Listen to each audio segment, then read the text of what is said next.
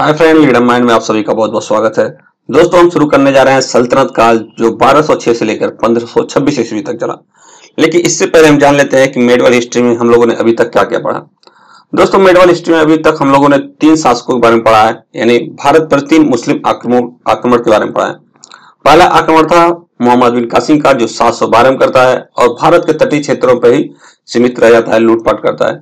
उसके बाद दूसरा आक्रमण जो होता है मोहम्मद गजनवी का होता है, जो भारत के अंदर घुसकर भारत के कई शासकों को पराजित करता है और लूटपाट करता है, लेकिन अपने साम्राज्य का स्थापना नहीं करता। तीसरा आक्रमण मोहम्मद गौरी का है, जो भारत के अंदर घुसकर आक्रमण करता है और कई शासकों को पराजित करता है और तराई के द्वितीय युद्ध के साथ ही मुस्लिम साम्राज्य का स्थापना भी करता है। ठीक है, तो ये हो गए 3 आक्रमण। इसके बाद हम शुरू करेंगे सल्तनत काल।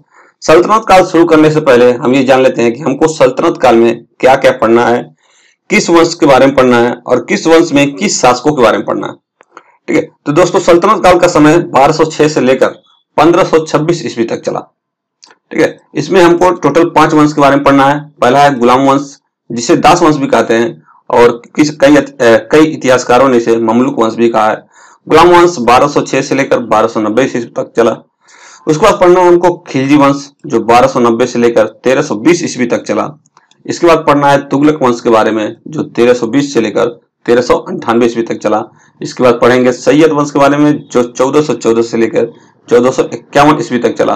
और लास्ट में पढ़ेंगे लोधी वंश के बारे में, जो 1451 से लेकर 1489 ईस्वी तक चला। ठीक है, इसके बाद मुगल साम्राज्य का स्थापना हो जाता है। ठीक है, तो हम ये जान लेते हैं पहले कि किस वंश में किस शासकों के बारे में पढ़ना है हमको। देखिए क्या होता है, मोहम्मद गौरी जब विजित क्षेत्र को छोड़कर वापस जाता है तो जो भी क्षेत्र जीता रहता है भारत में उसको अपने गुलाम के हवाले कर देता है। ठीक है, गुलाम कौन है? उसका कुतुबुद्दीन ऐबक गुलाम रहता है और एक तरह से सेनापति भी रहता है। तो वो कुतुबुद्दीन ऐबक के पास छोड़ देता है, मतलब उसको उत्तराधिकारी सौंप देता है। ठीक है, कुतुबुद्दीन ऐबक को विजित क्षेत्र का उत्तराधिकारी बना देता है। अब कुतुबुद्दीन ऐबक गुलाम वंश का स्थापना करता है, क्योंकि ये खुद गुलाम है, इसलिए इसके द्वारा स्थापित वंश गुलाम वंश कहलाता है। ठीक है, 1206 में इसने गुलाम वंश का स्थापना किया और 4 साल शासन करता है। उसके बाद इसका डेथ हो जाता है। डेथ कैसे हो जाता है? घोड़े से गिरकर, चौंगा खेलते समय घोड़े से गिर जाता है और ये मर जाता है। ठीक है, इसके बाद इसका पुत्र आता है आराम शाह, जो 1210 में शासक बनता है। लेकिन आराम शाह को इल्तुतमिश गद्दी सटा देता है, यानी उसकी हत्या कर देता है। इल्तुतमिश कौन है? इल्तुतमिश कुतुबुद्दीन ऐबक का गुलाम है। ठीक है, तो इल्तुतमिश कुतुबुद्दीन ऐबक का गुलाम रहता है, गुलाम के साथ साथ दामाद भी रहता है। ठीक है, तो इल्तुतमिश 1210 में शासक बना और 1236 तक शासन करता है। लेकिन जब इल्तुतमिश की डेथ होती है तो वो अपने पुत्री रजिया सुल्तान को उत्तराधिकारी घोषित कर देता है। लेकिन रजिया सुल्तान ने गद्दी पर बैठकर रुकनुद्दीन फिरोज शाह बैठ जाता है। रुकनुद्दीन फिरोज शाह कौन है? ये इल्तुतमिश का पुत्र है। ठीक है, तो कुछ अमीरों ने विद्रोह किया, रुकनुद्दीन को हटाकर फिर रजिया सुल्तान को गद्दी बैठाते हैं। रजिया सुल्तान 1236 से 1240 तक शासन करती है। ठीक है, इसकी भी हत्या कर दी जाती है और कुछ समय में 1240 से 1266 के बीच में कुछ शासक बनते हैं, जो बहराम शाह है, अलाउद्दीन मसूद है, नसरुद्दीन महमूद है। ठीक है, तमाम शासक बनते हैं। इसके बाद लास्ट जो इंपॉर्टेंट शासक आता है वो है गयासुद्दीन बलबन। ये भी गुलाम रहता है, ये इल्तुतमिश का गुलाम है। ठीक है, देखिए कुतुबुद्दीन ऐबक किसका गुलाम है? कुतुबुद्दीन ऐबक है मोहम्मद गौरी का। फिर इसका गुलाम कौन है? इसका गुलाम है इल्तुतमिश। फिर इसका गुलाम कौन है? गयासुद्दीन बलबन। ठीक, ये 1266 से लेकर 1287 तक शासन करता है। फिर इसके बाद इसका पुत्र आता है केकूकाबाद 1287 से 90, फिर क्यूमर्स। ठीक है, तो इस तरह से टोटल 11 शासक रहते हैं गुलाम वंश में। अब इसे ममलुक वंश क्यों कहा गया ये समझ लीजिए। देखिए, इस पूरे 11 शासकों में तीन शासक जो हैं केवल गुलाम वंश। ठीक है, 11 शासकों में केवल 3 शासक हैं जो गुलाम है।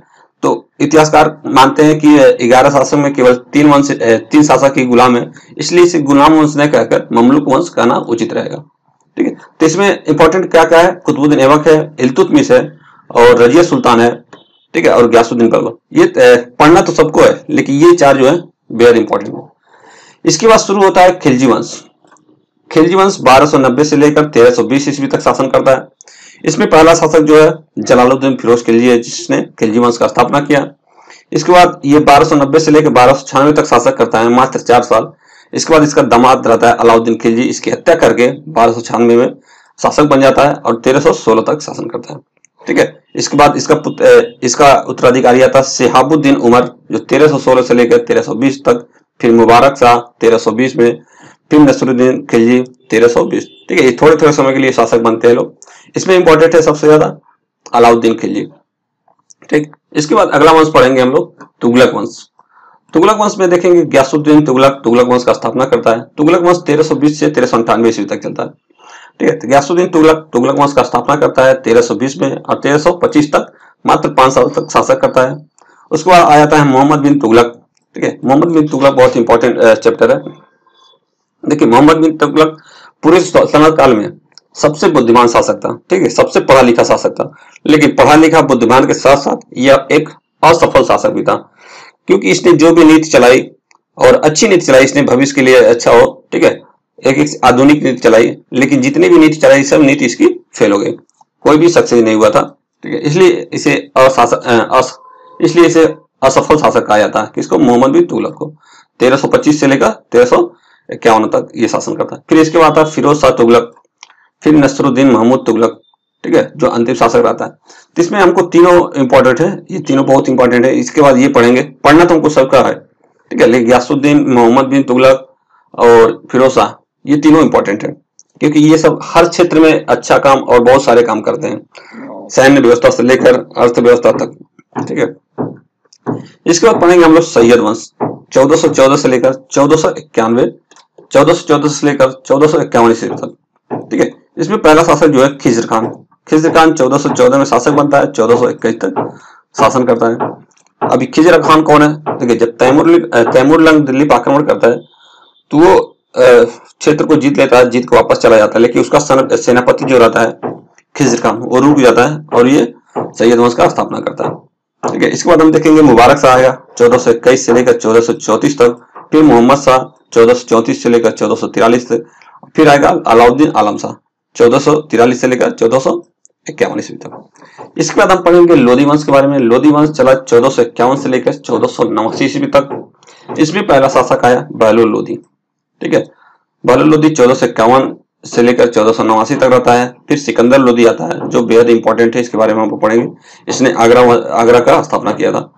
1489 से 1517 ईस्वी तक शासन करता है। और लास्ट में आता है इब्राहिम लोधी।